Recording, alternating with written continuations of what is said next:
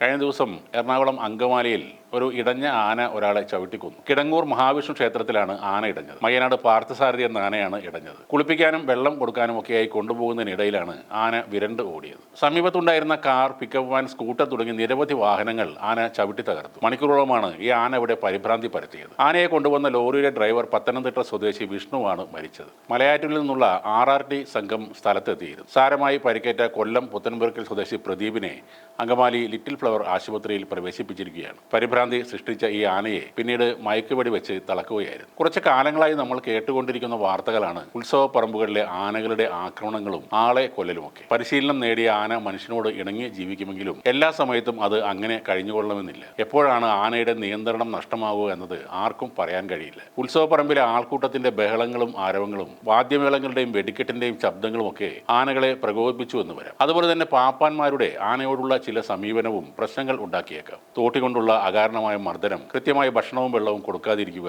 ഉറക്കക്കുറവ്, ഇതെല്ലാം ആനകളുടെ പ്രകോപനത്തിന് കാരണമാകും. ഇതിനൊക്കെ പരിഹാരം ആനകളുടെ എഴുന്നള്ളത്തും വെടിക്കെട്ടുകളും ഉത്സവങ്ങളിൽ നിന്നും ഒഴിവാക്കുന്നത് തന്നെയാണ്. 1997 മുതൽ 2025 ഫെബ്രുവരി ആദ്യ ആഴ്ച വരെ കേരളത്തിൽ 826 പേരാണ് ഉത്സവങ്ങൾക്കിടെ ആനകൾ ഇടഞ്ഞത് കാരണം കൊല്ലപ്പെട്ടത്. 4000-ലേറെ പേർ ഗുരുതര പരിക്കുകളോടെ ഇപ്പോഴും കിടപ്പിലാണ്. ആനകളെ ഉപയോഗിച്ച് കോടികൾ ലാഭമുണ്ടാക്കുന്നവർക്ക് ഇതൊന്നും ഒരു വിഷയവുമല്ല. ഉത്സവ ആഘോഷങ്ങൾ ഇൻഷൂർ ചെയ്യാറുണ്ടെന്ന് പൊതുവെ പറയാറുണ്ടെങ്കിലും ഇതുവരെ ഉത്സവ പറമ്പുകളിൽ ആന ഇടിഞ്ഞ് മരിച്ച ആർക്കും നഷ്ടപരിഹാരം ലഭിച്ചിട്ടില്ല. നാട്ടാനയാൽ കൊല്ലപ്പെടുന്നവർക്ക് ആരാണ് നഷ്ടപരിഹാരം നൽകേണ്ടത് എന്നത് സംബന്ധിച്ച് വ്യക്തമായ നിയമം ഇല്ലാത്തതാണ് കാരണം. പൂരക്കാലമായാൽ ചിലപ്പോൾ ദിവസങ്ങളോളം ഈ ആനകൾക്ക് സമയത്തിന് തീറ്റയോ വെള്ളമോ കൊടുക്കില്ല. തിടമ്പ്, ഘോഷയാത്ര, എഴുന്നള്ളിപ്പ്, അമ്പലം ചുറ്റൽ, അങ്ങനെ തിരക്കിട്ട പരിപാടികളായിരിക്കും. അടുത്ത സ്ഥലത്ത് ചെല്ലുമ്പോൾ പട്ടയും വെള്ളവും കിട്ടും എന്ന പ്രതീക്ഷയിലാണ് ആനകൾ ഇതൊക്കെ ചെയ്യുന്നത്. തീരെ സൈകിടുമ്പോഴായിരിക്കും ആക്രമണം തുടങ്ങുന്നത്. റോഡിൽ കിടക്കുന്ന കാറും സ്കൂട്ടറും ഒക്കെ വല്ല അമ്പലത്തിലും വരുന്ന ആന തകർത്താൽ വാഹന ഉടമകൾക്ക് അവർ പറയുന്ന നഷ്ടപരിഹാരം തന്നെ കൊടുക്കണം. ആ ആനയുടെ ഉടമസ്ഥൻ ആരാണോ അയാൾ വേണം നഷ്ടപരിഹാരം കൊടുക്കാൻ. അല്ലെങ്കിൽ ഈ ആനയെ കൊണ്ടുവന്ന് ആഘോഷിക്കുന്ന